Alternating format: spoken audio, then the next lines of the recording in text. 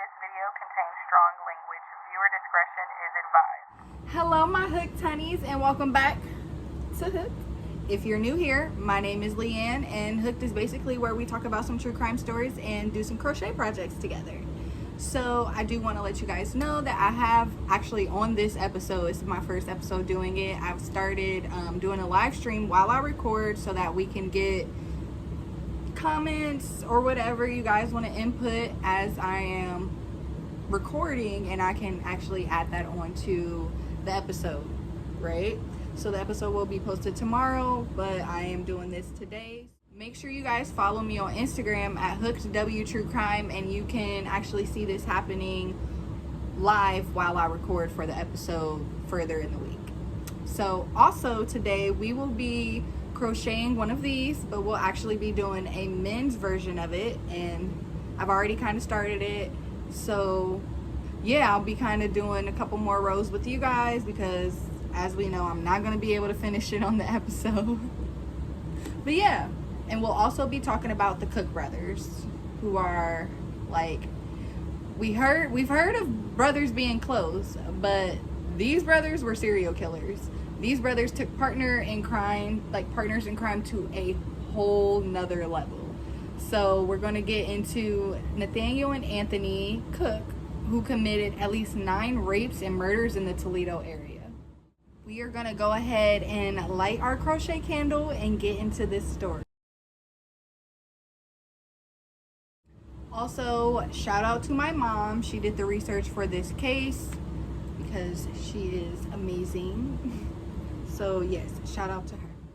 I couldn't really find anything about the brothers growing up or their parents or anything about like how their early life was. Everything kind of started when the murders begin. So we'll go ahead and get into there. I do know Anthony was the oldest and was born March 19th, and Nathaniel was born October 25th of 1958. These two kids, or men, brothers, whatever, put fear in Toledo residents for about 16 to 17 months. Yes. Somehow they were able to cover their tracks and evade police for about a little over a year, basically. They began their crime spree around May 14th, 1980, and ended in the late 90s, thanks to DNA profiles. So yeah, they got caught up, basically. Fingerprints was somewhere that they shouldn't have been. The police believed Anthony had killed maybe about 10 people, with Nathaniel likely helping with at least 4 of them. According to reports, in May of 1980s, the brothers attacked 24-year-old Thomas Gordon and his 18-year-old girlfriend in North Toledo. The brothers held the couple at gunpoint. Once they gained control of the couples, the brother drove into the woods in western Lucas. Once they were there, they shot and killed Gordon, and then raped and stabbed the female. However, she did survive this attack, luckily for her.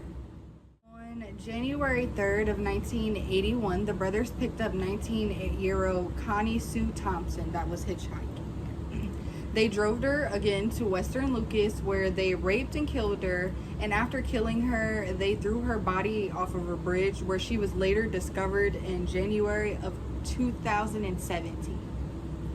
This happened in 1981, and they didn't find her until 2017. What? In February of 1981, Anthony lured 12-year-old Dawn Renee Bax into his car. Nathaniel soon joined, where they took her to an abandoned state theater on Collingwood Boulevard. They tortured and raped her for several hours, ultimately killing her by crushing her skull with a brick block.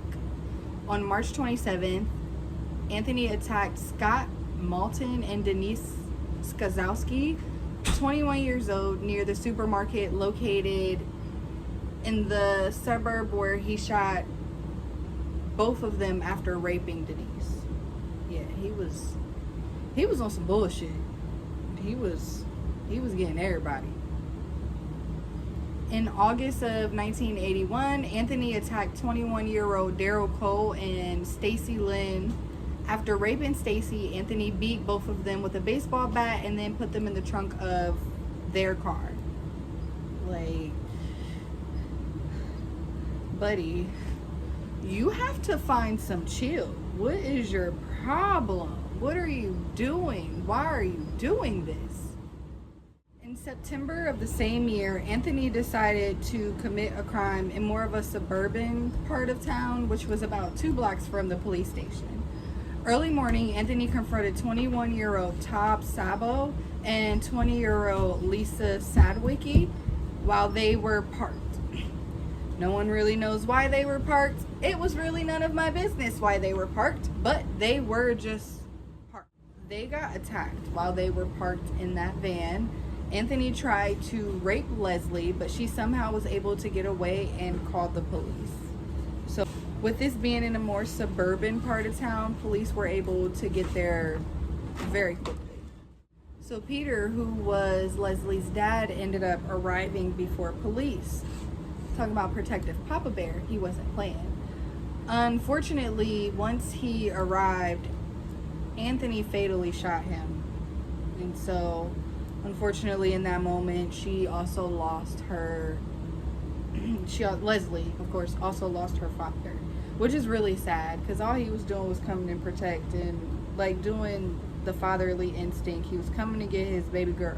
Like, so Anthony's fingerprints were found at the scene, and there was also like a street informant that had like kind of told on him, and that is what led to Anthony's arrest. And he was arrested on October 14th in 1981. Unfortunately, there was no evidence found incriminating Anthony on the other murders, so he was only guilty for the murder of Peter, who was Leslie's father. So we can't forget about Mr. Nathaniel, right? Well, I guess he felt some type of way that his brother was in prison for life. Why do I say that? Well, he went on a little crime spree and was arrested numerous times for minor offenses. Nonetheless, he stayed in trouble. And when the 1990s rolled around, Nathaniel was arrested again, but this time a blood sample was taken. With blood samples from both brothers, police were able to link them to other murders, but it couldn't be confirmed which brother committed the actual killing, right? Without a confession. So they would need one of them or both of them to confess to who actually was the murderer of these crimes. In 2000, the brothers were granted a plea bargain. So this said that if they were to give the details of the other murders, then they wouldn't be charged for them, which is a bunch of bullshit to me. I don't see how that's even possible for them to do that. Like, what? How? Why? Y'all just not, okay, just not gonna charge them, huh? Okay. Ultimately, Nathaniel pleaded guilty to killing Thomas Gordon and being like present and there for the murders of John Bax and Connie Thompson. Anthony pleaded guilty to 8 murders in addition of the murder of Vicki Lynn Smalls, which was never connected to the Toledo series. So he just went ahead and threw a whole nother murder in there. Anthony received 2 life sentences in April of 2000, and Nathaniel, however, received 75 years with the possibility of parole after 20 years. After 20 whole years.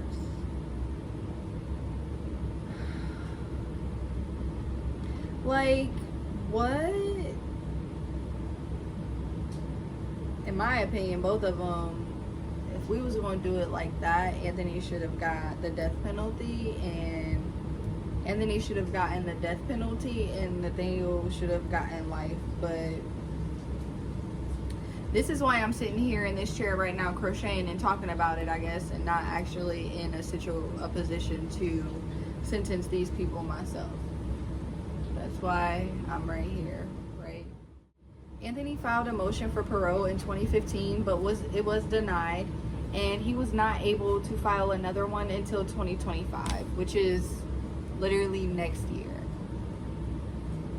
Nathaniel filed a motion for parole in 2018 despite protests from the victims' family members.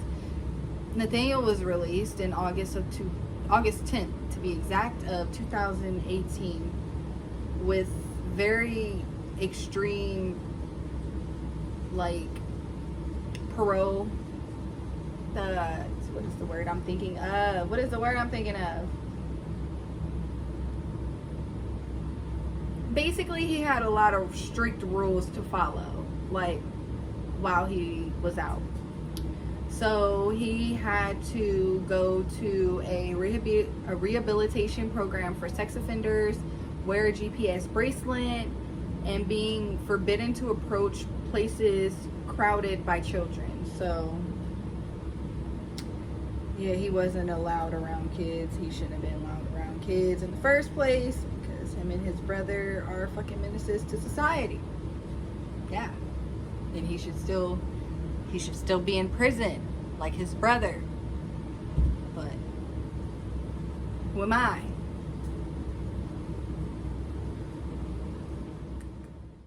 Well, my hooked honeys, and that was the case of the Cook brothers, who for about a year and a half spent their time terrorizing the streets of Toledo. If you want to see the finished product of the sweater that I am making, be sure to follow me on Instagram at HookedWTrueCrime. Also, like I said, I will be doing those lives during the times that I'm recording, so make sure you guys follow me, and make sure you like and subscribe, because I'm here for you every Wednesday. I'll see y'all next week. Love you. Bye.